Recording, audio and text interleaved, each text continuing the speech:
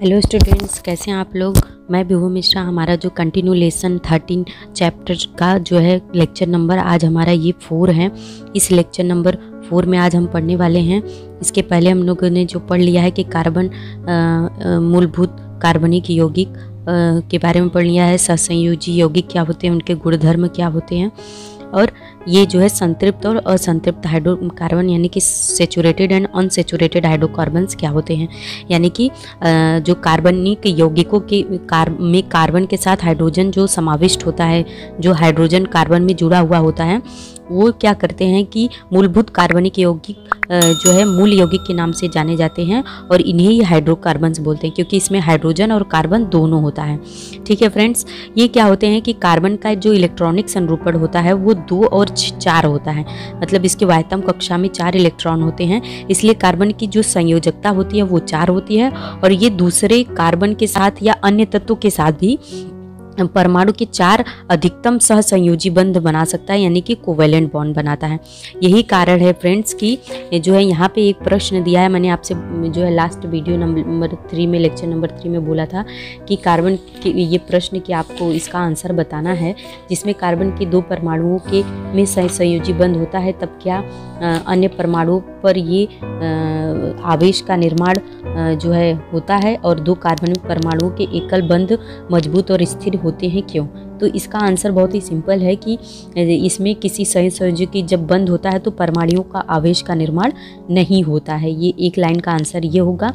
और क्यों नहीं होता कि कार्बन के परमाणु जो होते हैं वो बहुत वैशिष्ट वाला गुणधर्म दर्शाता है, और अन्य कार्बन परमाणुओं के साथ यह सहसंयोजी बंध बनाकर कार्बन की जो श्रृंखला होती है वो 4 जो है श्रृंखला को पूर्ण करता है, और इस श्रृंखला तैयार करता है। तो 2 कार्बन की संयोजकता इलेक्ट्रॉन के परस्पर साझेदारी होती है। 2 कार्बनों के बीच जो है इलेक्ट्रॉनों की भी क्या होती है, साझेदारी होती है, और इस साझेदारी से निर्मित होने वाला जो एकल बंध होता है वह सहसंयोजी होता है, यानी कि कोवेलेंट होता है, और यह बहुत मजबूत होता है, स्ट्रॉन्ग होता है और बहुत ही स्टेबल होता है। ठीक है, इसका आंसर आपको यहाँ पे मिलेगा कि कार्बन की विलेयता क्या है।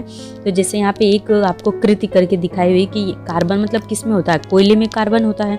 तो एक शंक्वाकार यहाँ पे एक बीकर लिया गया, फ्लास्क है, जिसमें क्या है कि पानी अलग अलग बीकरों में, किसी में पानी ले लेना है, किसी में मिट्टी का तेल, किसी में जो खाने वाला तेल होता है, सरसों का तेल या कुछ भी ले लेना है। उसके बाद कोयले का बुरादा, इन सब चीज़ों को लेकर क्या करना है कि क्रमशः इन अलग अलग में क्या करना है, तेलों में पानी, मिट्टी, ये सब चीज़ें डालनी है, और उस सब में अलग अलग में कोयले का बुरादा डालना है। तो क्या ये विडोलक की सहायता में हिलाएंगे। तीनों शंक्वाकार पात्र के विलायकों का परीक्षण कीजिए। तो परीक्षण जब हम करेंगे तो पहला पॉइंट आता है कि पानी, मिट्टी का तेल तथा खाद्य तेल में इनमें से कौन से विलायकों में कोयला का बुरादा घुलता है। तो इसका आंसर आएगा कि वह किसी में भी नहीं घुलता है। ठीक है, क्योंकि कार्बन के जो के बीच जो बंध होता है वो बंध जो है एकल बंध बहुत मजबूत होता है। दूसरा है कि कार्बन की विलेयता में आप क्या अनुमान लगाएंगे, ये कि कार्बन जो है तेलों, ऑयलों या साधारण पानी, इन सब चीज़ों में डिसॉल्व नहीं होता है। ठीक है, इसके बाद तीसरा पॉइंट आता है कि कार्बन किसी भी विलायकों में क्यों नहीं घुलता है। तो इसका आंसर आएगा, कार्बन किसी भी विलायक में इसलिए नहीं घुलता है क्योंकि कार्बन कार्बन के बीच जो कोवेलेंट बॉन्ड होता है बहुत मजबूत और स्ट्रॉन्ग होता है। इसके पहले जो मैंने आपको क्वेश्चन था उसका आंसर बताया, इसलिए नहीं भी घुलता है।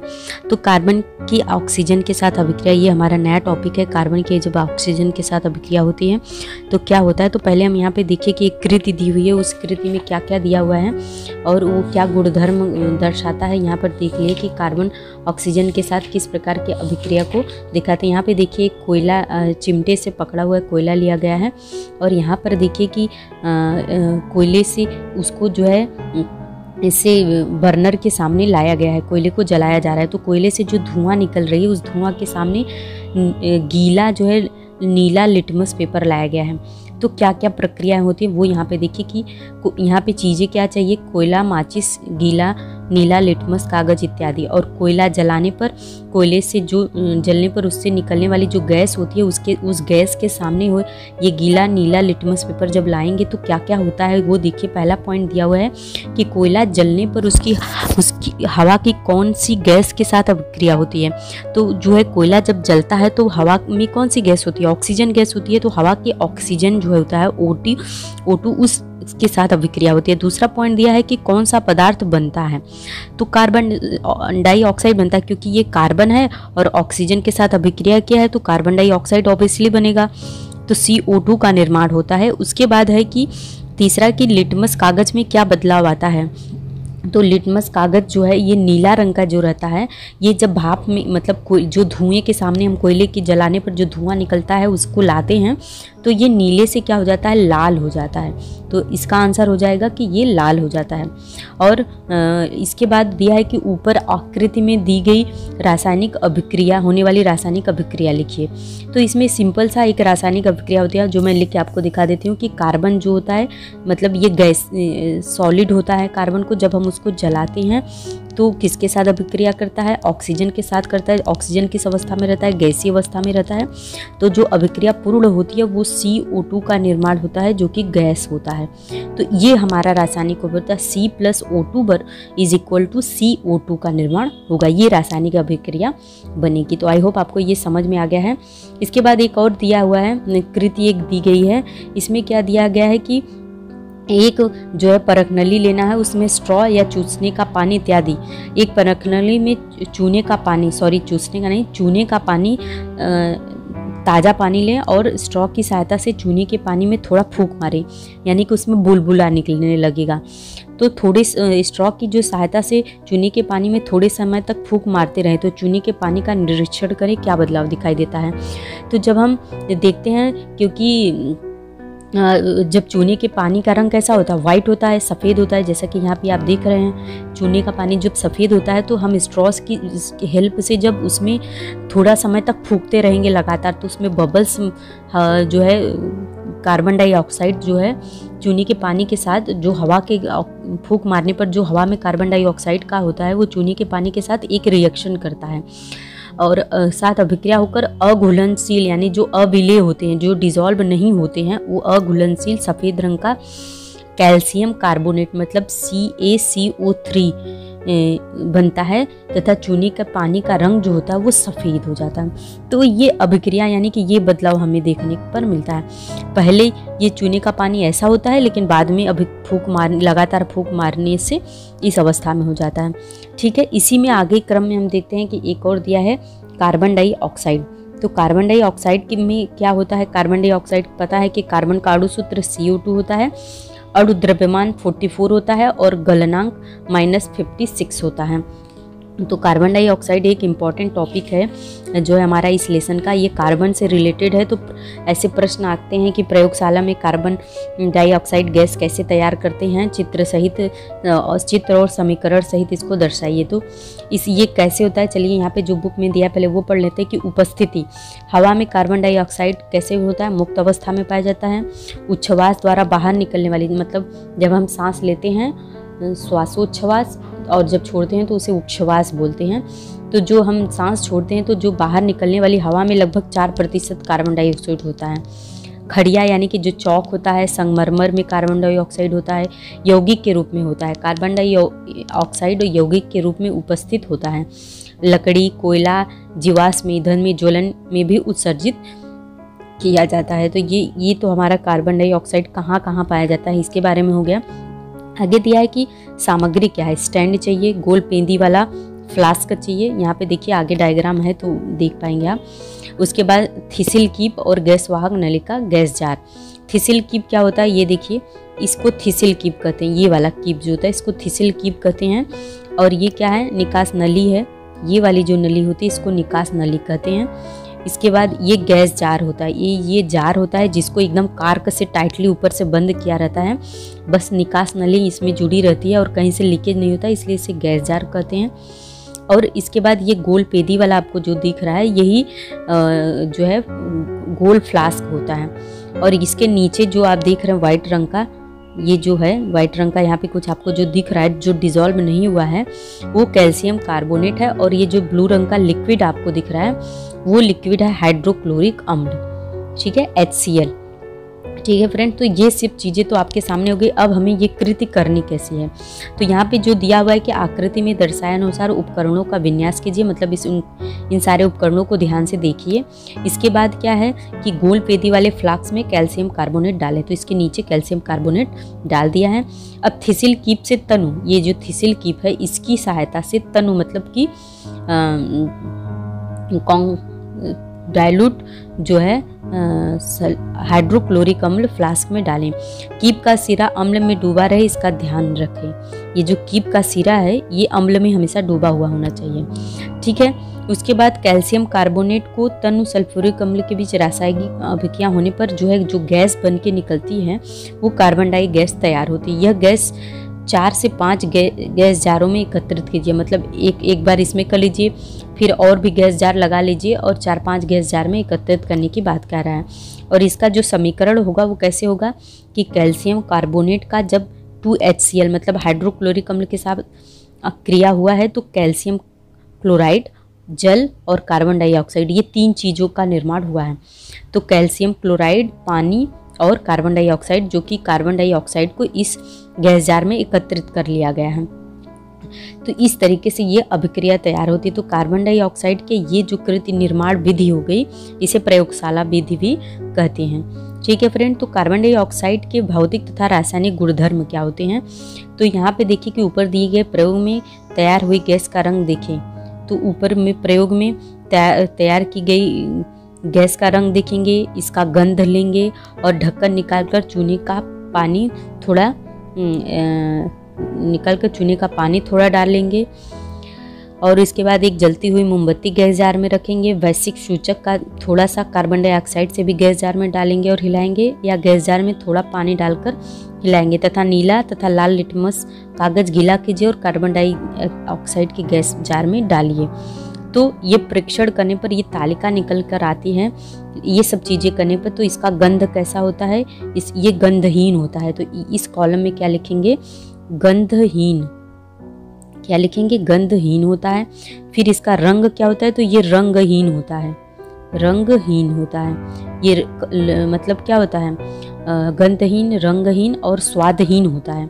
यहाँ पर जब हम लिखेंगे तो ये क्या होता है, इसका स्वाद भी नहीं होता है। तो ये इसके भौतिक गुणधर्म होते हैं। उसके बाद क्या होता है, इसके रासायनिक गुणधर्म में जब जलती हुई मोमबत्ती हम इसके सामने लेकर आते हैं, तो किसके सामने, गैस जार के ऊपर, तो ये मोमबत्ती क्या होती है, बुझ जाती है, ठीक है। वैश्विक सूचक जब हम लेकर आते हैं तो वैश्विक सूचक पर कोई भी प्रभाव नहीं होता, यहाँ पे डैश डाल देंगे। चूने का पानी जो होता है वो सफ़ेद हो जाता है, यानी कि सफ़ेद कैल्शियम कार्बोनेट, सफ़ेद रंग का कैल्शियम कार्बोनेट हो जाता है। तो चूने का पानी यहाँ पे लिख लेंगे सफ़ेद हो जाता है, या फिर कैल्शियम कार्बोनेट CaCO3 जिसको बोलते हैं CaCO3, ये जो है सफ़ेद रंग का हो जाता है। और लिटमस कागज़ पर इसका क्या प्रभाव, पानी बचता है, तो पानी पर इसका प्रभाव होता है कि ये कार्बोनिक अम्ल यानी कि H2CO3 का निर्माण करता है, यानी कि इसको कार्बोनिक अम्ल बोलते हैं, कार्बोनिक अम्ल का निर्माण करता है, कार्बोनिक अम्ल लिख लेंगे आप।